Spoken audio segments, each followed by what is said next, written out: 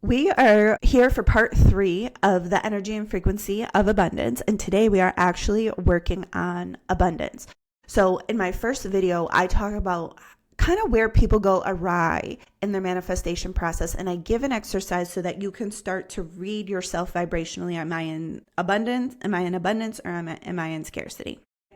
I talk about some of the ways where a lot of like the manifestation teachers are teaching super advanced skills without teaching any of the mental, and emotional and energetic work to be able to get to those advanced level skills. So a lot of times when people are manifesting, they're just kind of making things worse by creating an experience, by like taking their mind to a place that their body's not ready. The energy's not really there, right? So it's like they'll be saying their affirmations, I am the eternal queen of abundance, while creating an experience of terrible scarcity, right? So in video 1, I explain that. And then in the last video, we talked about having this practice, all right, which is a beginner level practice. So abundance is also a fairly beginner's level practice, but this is what we're working on today. And this is something that is easy, simple, and we start to acknowledge and train our mind for more and more abundance. Okay. So go back and watch those other 2 videos. If you are a person who has maybe like a hard relationship with scarcity, if you feel like there's a lot of scarcity in your life, a lot of fear around money, a lot of fear around poverty, and one of my other videos, what UTF money choices, I go over the in-depths of scarcity and how to work with that. So if you need extra support there. All right, so abundance. So abundance, lack, these are 2 sides of the same kind of like spectrum. Shifting from lack to abundance is really about shifting perception. Now, what I want to say here is that abundance and lack are both available all the time. You could be in abundance for the things that are here, or you could be in lack for the things that are not, right? It's like one of, those pictures that are, it's like a vase on one side, but it's two faces kissing. If you look at it that way, it's kind of like that. They're both there. Okay. So now listen, I want to just point out that your brain is naturally going to see a little bit more lack because your brain is focused on keeping you alive. And so your brain is always scanning to make sure that you have the resources that you need to keep your little human meat sack alive. So the fact that we're going to be a little bit more like lack is going to be easier for us to see than abundance. There's nothing wrong with you. It's just part of being a human and staying alive. All right. So let's just get that out of the way. So abundance, what I noticed, takes a little bit more work, a little bit more conscious effort. All right. So what we're going to do here is we're going to start to observe and acknowledge the abundance in our lives. All right. Now, I do want to say that for, if you're watching this, you're probably trying to create financial abundance. Most people who are, Google the word abundance, they're not looking for an abundance of clothes. They're looking for the cash money, right? But money is tricky because money is a tool that you can make into literally anything, right? So you work, you do the things, you're going to pay your bills, you're going to, do all the things that you need to do. There's always so much stuff that there's experiences that you could have, the clothes to buy. There's so much, right? And our money is like an infinite resource energetically, but in real fucking life, like your bank account is not unlimited. Right now, you have unlimited access to the energetic abundance of the universe. And when you learn how to pull that in, well, fucking good for you.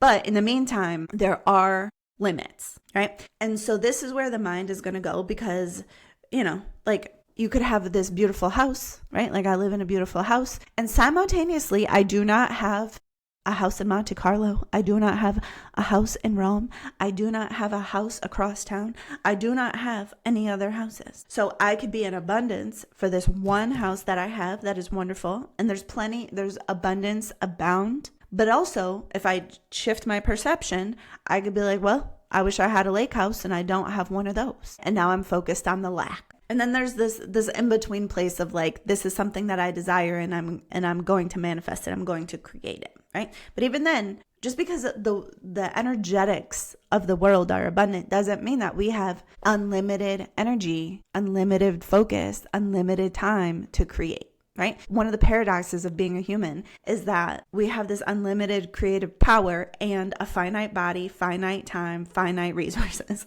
right? Which I just feel like I should mention, because sometimes when you're listening to like too much of the manifestation stuff, they're talking about things in the energetic realm and it all seems so bullshitty, because it is, right? Like if we don't acknowledge that there's real limits, what that really contributes to is a sense of kind of like, sometimes people who've consumed too much manifestation without enough energetic skill to actually do the work get a little delusional and can make some really irresponsible financial choices. So there's that. Okay, so when we're talking about abundance, we want to start to shift our perception out of the lack and into the abundance. So we want to start by just acknowledging and observing and acknowledging the abundance in our lives. So let's say you open up your refrigerator. What I want you to do is mentally set your time frame to today, to the present moment. This is going to be important, because one way to ruin this practice that I'm teaching you is to let your time frame be massive. If you let your time frame be massive, let me explain. I'll show you in a second. So open up your fridge, and I want you to say to yourself, oh, I have so much butter. I couldn't use all this butter today. I have an abundance of butter. I have so much mustard. I'm not going to use all this mustard today. I have mustard to share. I have an abundance of mustard. I have so much cheese. I'm not going to eat all this cheese today. I can make grilled cheese sandwiches for the whole neighborhood. And whatever, make sure that it's true. So we're not taking our mind into the imaginary realm. We're just acknowledging the abundance that's here, that's manifest, that's true, right? And so we're training our brain to see the abundance. So that's what we're doing. Now go into your closet. Oh, I have so many clothes. I couldn't wear all these clothes today. I cannot wear all these clothes today. I couldn't wear all these shirts today. I have an abundance of clothes. I have so many clothes that I should probably actually donate some of them, right? I have clothes in multiple sizes. I have clothes from multiple decades, right? I have an abundance of clothing. I have an abundance of supplies. You go into your bathroom for this. I have so much shampoo. I couldn't use all the shampoo today. I have an abundance of shampoo. I have so much toothpaste. I couldn't use all this toothpaste today. I have an abundance of toothpaste. Think about the love in your life, right? Like, I have this infinite love between me and my children. I have an abundance of love with my spouse. I have so much love between me and my cats. I have love for nature, for beauty, for flowers, for art. I have an abundant, like whatever you love. I don't care. It doesn't have to necessarily be a human, but it could be if you love humans, right? I have all these family to love. I have an abundance of people to love. I have an abundance of animals to love. I have an abundance of whatever to love. All right. So now we're starting to get a little bit more ethereal, right? And very likely, if you focus your attention on the abundance of love you're going to feel a little warm and fuzzy. You're going to change your state a little bit, which is where we're going. All right. Next, you can look for beauty, right? There's an abundance of beauty in this world, right? If you go outside, you can look for beautiful things. As you drive to work, start to notice the flowers, start to notice the sky, start to notice the clouds, and just be wow, the level of beauty in this world is so big that I couldn't even see it all. Even in a lifetime, there's so much more beauty than I could ever even take in with my eyes. There's an abundance of beauty in this world, right? So we're starting to place this, all right? Now we can think about choices. Right? Go to the grocery store. The next time you're at the grocery store, just be like, holy shit, man, there's an abundance of food there. There's an abundance of people there. There's abundance of experiences there. There's abundance of prices and whatever else. And you could just be like, wow, I have so much freedom of choice. I have such an abundance of choice. There's 67 kinds of fucking macaroni here. I have an abundance of choice. Wow, there's 47 flavors of apples. I have an abundance of choice. Right? And just acknowledge like the level of preference you get to have, I guess, is probably the best way to put it. All right. And then if you're doing well with these things, start to move into money. Now, listen, if you have a tough relationship with money, if money is sticky for you, you may need to practice this a little bit longer before you go to money. So here's going to be the important thing. So you can look at your money and you could be like, oh, I have all this money. I have an abundance of money. Now, if that feels untrue, it's very likely going to trigger an experience of scarcity coming up in your body. So if that's what's happening, just back off of it. Take your mind off of the money and just be like, wow, see, and then you can stay with it a little bit depending on how you do with this experience. So you could be like, wow, I've made so much money in the past 10 years. True, right? There's so much opportunity for me to make money. If that's true for you. The opportunities for money to come into me are endless, right? Money can come in, check, cash, credit card. I'm willing to accept refunds, found cash, right? So you can start to play then in a little bit in the imaginary realm. Now, if this makes you feel bad, back up off of it and go back to the grocery store, to the beauty, to the food, to the choices, right? Go back to those sorts of things. Tapping into the energy of abundance, you can create an experience of abundance and send out the signal of abundance and create the experience of abundance without necessarily having to do it around money. So if money feels really sticky and it changes your experience of that, when you say, I have an abundance of money, it makes you feel like a big fat liar. Back up off of it. All right. Now listen, I'm going to say one more thing and then we'll wrap up. The actions that match the energy of abundance are to give something, is to give.